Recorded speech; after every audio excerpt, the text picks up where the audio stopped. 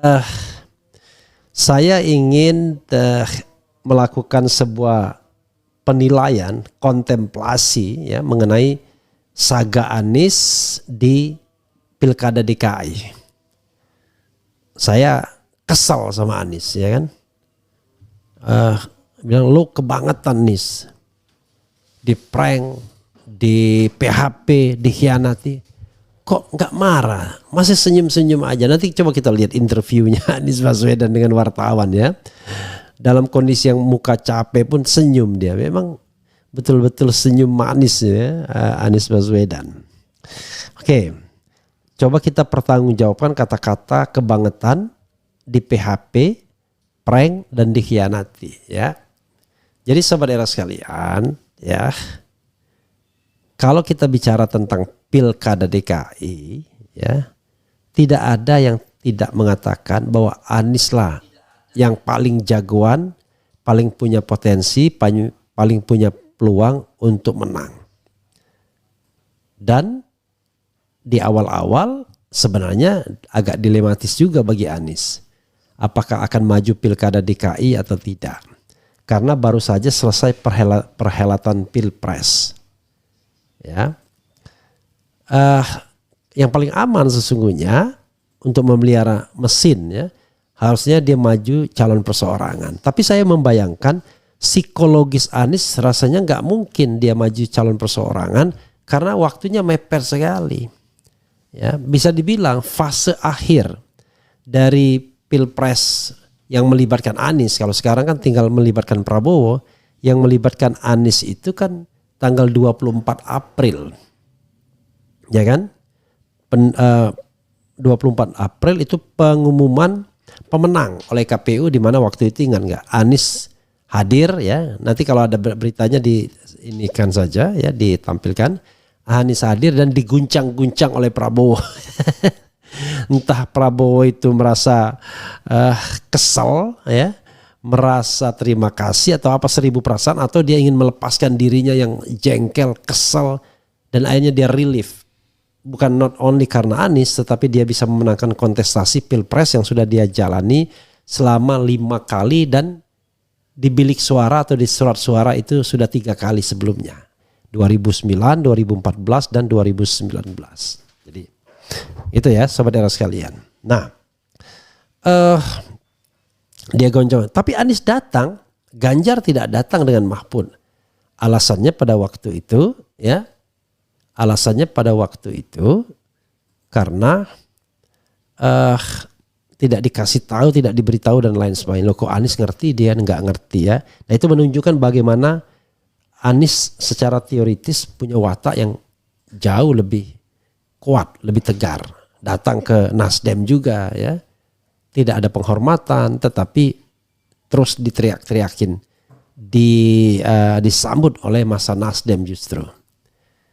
Jadi saudara sekalian, dikhianati ya, saya menggunakan kata dikhianati. Menurut saya itu sudah terjadi ya, dilakukan oleh Nasdem dan PKB pada saat Pilpres. Cuman gradasinya agak berbeda. Yang kebangetan Nasdem tentunya. Orang belum selesai pertarungan, dia sudah mengucapkan selamat. Maka hal itu dikapitalisasi oleh Prabowo ketika memberikan sambutan di ulang tahun Nasdem. Dia mengatakan, Nasdem dan Surya Paloh yang pertama kali mengucapkan selamat kepada saya. Jadi itu diapresiasi. Betul, Nasdem dan Surya Paloh mendapatkan apresiasi dan keuntungan dari pemenang pemilu di sana. Tapi tidak etisnya adalah, kok bisa orang belum selesai pertarungannya baru diumumkan setelah putusan MK tanggal 20 April, 24 April baru penetapan pemenang. Tanggal 20 Maret pada saat penghitungan suara, pengumuman hasil suara, dia sudah mengucapkan selamat. Nah, ini sudah terlihat mulai goyang ya pengkhianatan itu. Tapi bahasa pengkhianatan itu ya bahasa Refli Harun. Bahasa Anies tidak pernah saya lihat dia kemudian merasa dikhianati. Paling tidak in public appearance, dalam penampilan publiknya. Kalau hatinya kan kita tidak tahu, atau di belakang layarnya kita tidak tahu. Berikutnya adalah gejala-gejala pengkhianatan, tapi ini barangkali tidak tepat dibilang pengkhianatan, tapi gejala pragmatisme lah. Terjadi pada Gus Imin, ya kan? Baru saja diumumkan kalau mereka kalah, Anies kalah, Anies diguncang-guncang, dan Cak Imin tentu menjadi pihak yang kalah.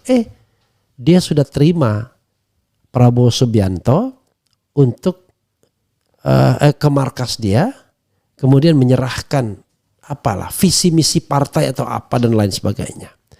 Ini kan jadi agak aneh. Jadi mungkin Cak Imin nggak mau menyerahkan visi misi pasangan calon karena itu kan ibaratnya harus kompromi dengan calon presidennya. Tapi peta partai atau apa dia serahkan. Dan terlihat betul kalau pada waktu itu ya dia ingin sekali lagi ingin dilirik oleh penguasa baru ini.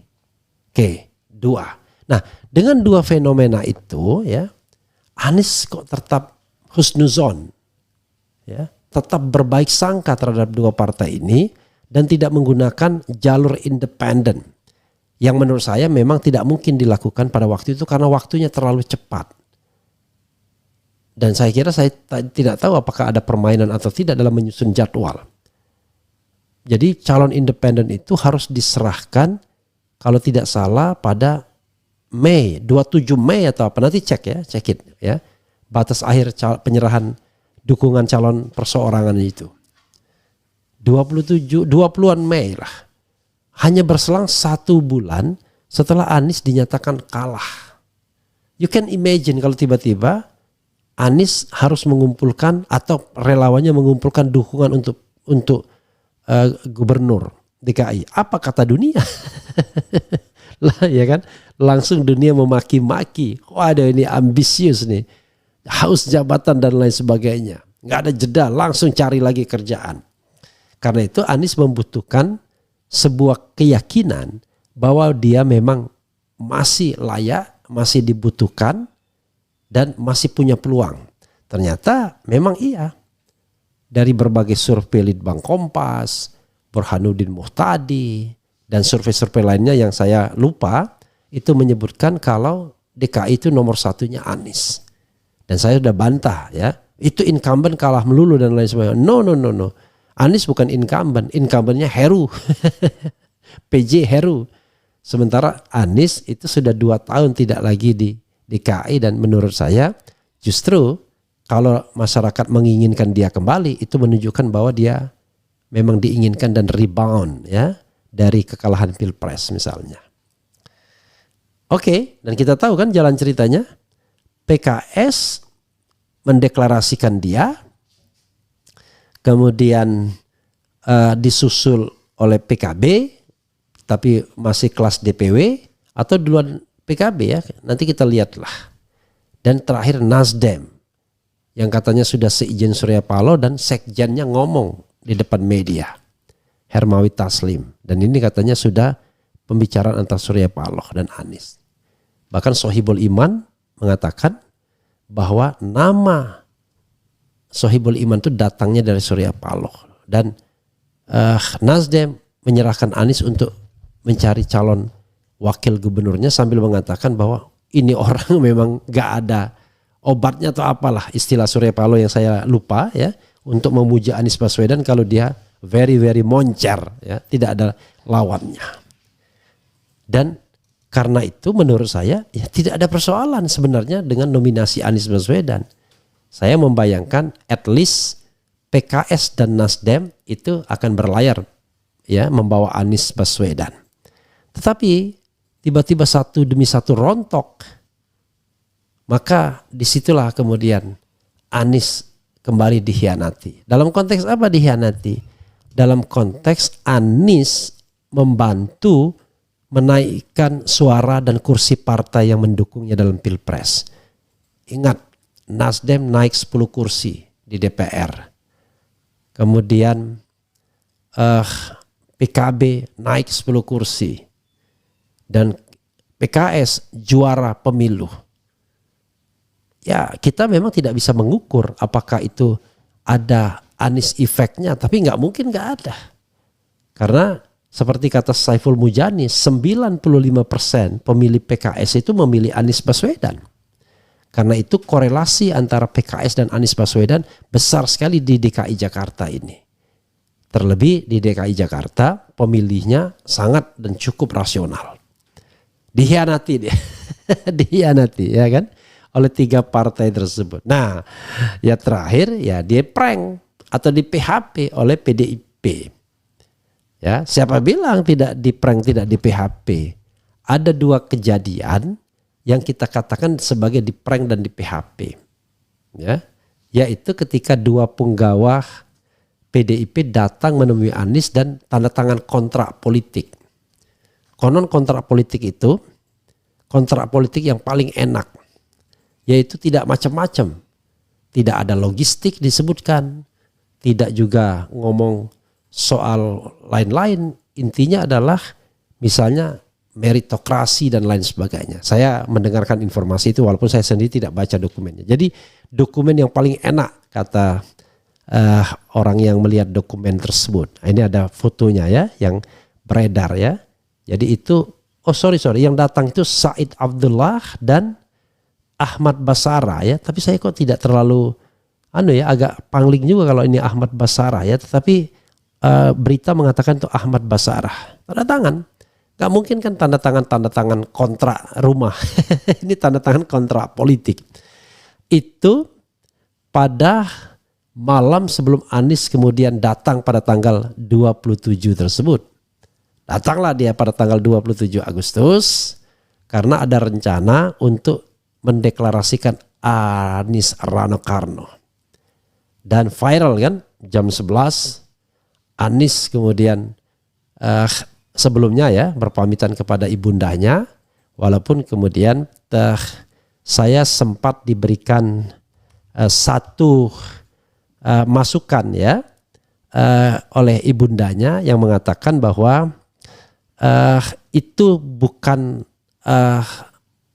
ibaratnya pamitan untuk dideklarasikan, karena itulah kebiasaan Anies kalau mau pergi. Jadi itu adalah hal yang umum, hal yang biasa ya.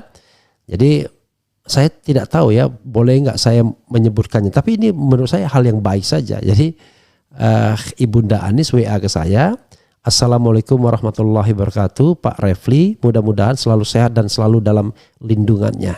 Saya ingin menambahkan sedikit info tentang foto saya bersama Anies. Anies bersalaman dan saya mendoakannya bukan hanya karena akan hadir kemarin ke acara PDI. Tapi kebiasaan kami setiap pagi ketika Anies akan berangkat selalu bersalaman dan saya mendoakannya. Terima kasih banyak atas perhatian dan dukungannya. Mudah-mudahan saya tidak dimarahin karena spill ini ya.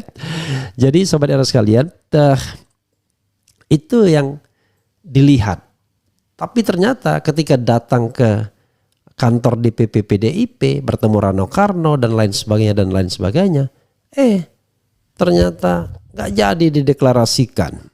Malah yang kita dengar di panggung depannya Megawati marah-marahin Airin yang kita tidak enak mendengarnya. Malah sebagian besar pendukung Anies mengatakan untung Anies nggak di situ karena tidak rela juga. Ya saya juga mengatakan begini, kalau ada pemimpin yang dimarah-marahin, itu namanya bukan pemimpin, kualitasnya masih kroco ya, masih pesuruh ya. Makanya dalam konteks ini saudara sekalian, saya tidak mau ya, tidak mau subjektif. Saya mengatakan ya nggak bisa seorang presiden dikatakan petugas partai dengan alasan apapun. Indonesia itu lebih besar dari PDIP. Ini sudah saya katakan sebelumnya. Jadi in this context ya kita tidak ingin masa Presiden Republik Indonesia dianggap sebagai petugas partai politik. Itu tanpa menilai ya sepak terjang Jokowi, tapi lihat institusi kepresidenan. Nah, saya melihat kalau kemudian dimarah-marahin, disuruh-suruh, ini bukan kualitas pemimpin. Ini hanya kualitas kacung. Nah, untungnya itu tidak terjadi. Rupanya nggak jadi. Nah, informasi yang saya dapatkan sejak tidak jadinya dicalonkan di DKI, ya, mulai ada pendekatan untuk menggeser dukungan itu ke Jawa Barat. Nah, itu yang saya dengar ya, walau-walau betul atau enggak. Dan Anies sepertinya from the beginning menolak. Tetapi akhirnya kelihatannya ya kalau dari sekon waktu dia minta waktu setelah menolak. Minta waktu dan salah satu alasannya adalah salah satu alasannya adalah gak bisa terjun di Jawa Barat itu hanya bermodalkan warna merah karena mereka fanatik. Karena itu harus ada warna hijaunya. Ya. Warna hijaunya ya PKB. Tapi ternyata sobat era sekalian, semua ditorpedo ya. Ada orang kuat yang sekarang sering muncul namanya, konon ya, sekali lagi kita nggak bisa membuktikan karena itu saya nggak sebutkan namanya. Telepon semua partai-partai politik ya atas perintah Istana Lama. Pokoknya at all cost Anies tidak bisa maju di pilkada apapun. Gila kan? jadi at all cost tidak boleh atau tidak bisa maju di pilkada apapun. Jadi tidak bisa mentorpedo PDIP, tapi torpedo potensial partner. Walaupun masih menyisakan pertanyaan, kok PDIP insist untuk di Jawa Barat, kenapa enggak dia calonkan di DKI yang jelas-jelas menang? Nah, itu ceritanya banyak, sudah saya ulang-ulang ya, ada faktor-faktor lain ya, sebagai sesuatu yang kita harus pertimbangkan. Dan akhirnya Anies mengatakan tidak jadi di Jawa Barat ya antara lain karena tidak ada faktor selain merah. Dan sama saja melakukan politik bunuh diri. Lalu panggung depannya dia mengatakan karena tidak ada, dan saya kira juga rasional, tidak ada aspirasi dari warga Jawa Barat maupun dari Dewan Pimpinan Wilayah partai-partai politik di Jawa Barat untuk menjadikan dia sebagai gubernur Jawa Barat. Pendukung garis keras dia, Ges Khalifah bahkan sudah declare duluan, nggak mungkin Anies menerima itu, secara moral nggak boleh diterima. Dan akhirnya dalam press conference yang dibagikan di YouTube Anies mengatakan lega, ya, tidak mengatakan kecewa, mengatakan lega setelah memutuskan. Dan sekali lagi public appearance-nya luar biasa, nggak kelihatan marah. Senyum aja, bertemu wartawan juga senyum, tetap dengan senyum manisnya. Dan tidak ada kata-kata yang menghujat partai atau lawan politik. Tidak seperti Refli Harun yang mulutnya tajam, ya kan? Tetapi saya pengamat, bukan bukan politisi, bukan pelaku, bukan negarawan. Kalau pengamat memang harus setajam-tajamnya, sekuat-kuatnya argumennya. Karena kalau misalnya ragu-ragu dan lain sebagainya, terus terang saja, kalau saya berkomentar tidak pernah saya berpikir soal jabatan, soal potensi uang. Cuma yang menghalangi apa? Ya ini karena demokrasi kita masih demokrasi kutu kupret, masih demokrasi gombal, sontoloyo. Orang masih bisa masuk penjara hanya karena ngomong. Muncullah undang-undang ITE dan lain sebagainya. Ya, jadi sobat era sekalian, bukan karena menghindari ITE ya, saya kira memang itu watak inherent dalam diri Anies Baswedan, punya watak yang halus ya. Mungkin karena sang ibu masih berada di sampingnya, enggak seperti kita, Refli Harun dan kebanyakan orang yang barangkali tidak lagi punya kemewahan ya, berpisah dengan ibunya sejak SMA ya, datang sekali-sekali saja ya ketika pulang atau ibu ke Jakarta dan sekarang sudah meninggal dunia. Nah, kehalusan budi pekerti Anies itu masih bisa dipegang olehnya, paling tidak karena ibu ya Profesor Alia masih di sampingnya, masih pemberi restu, orang yang dicium tangannya ya, dihormati. Sehebat apapun Anies, tidak mungkin dia akan ibaratnya mengabaikan ibunya sendiri. Jadi itu ya sobat era sekalian. Makanya saya heran, ini orang di PHP, dikhianati, diapain, kok senyum-senyum aja, tidak marah ya, tidak ngamuk-ngamuk tuh kayak tokoh politik lainnya. Bahkan ketika sudah bertahun-tahun masih ngamuk juga, masih juga sakit hati ya. Padahal kalau kita bicara tentang sakit hati dan lain sebagainya, Anies harusnya jauh lebih sakit hati sekarang ini. Jadi tidak ada tokoh politik yang jauh lebih disakiti dibandingkan Anies Baswedan. Tapi anehnya dalam pidato Prabowo masih dia terasa sakit hati dengan Anies. Terbalik dunia ini kan. Anies hanya memberikan penilaian 11 dari 100, tapi pilpres kita tahu, pemilu ini pemilu paling curang, securang-curangnya, segentong-gentongnya, sebabi-babinya. Kan gimana orang nggak sakit hati kan? Tapi tidak dengan Anies Baswedan. Oke. Tapi bro Anies ya, sahabat saya, Anda juga bukan malaikat ya. Ya Anda juga harus perhatikan kritik Sudirman Said. Saya tidak tahu apa kritiknya, tetapi pasti ada hal yang penting. Kenapa sehingga dia mau mengkritik itu. Jadi jadikanlah sebagai sebuah introspeksi, tapi saya tidak ngajarin. Karena masa orang yang lebih hebat, lebih apapun dari saya ajarin, tidak. Saya hanya memberikan masukan sebagai orang yang mendukung Anies Baswedan baik sebagai calon presiden maupun ketika mau maju di Pilkada DKI. Di Pilkada Jawa Barat pun saya masih 50-50 karena saya lihat plus dan minusnya ya. Karena saya mengatakan medan pertarungan itu harus diisi orang-orang yang mau menegakkan kebenaran.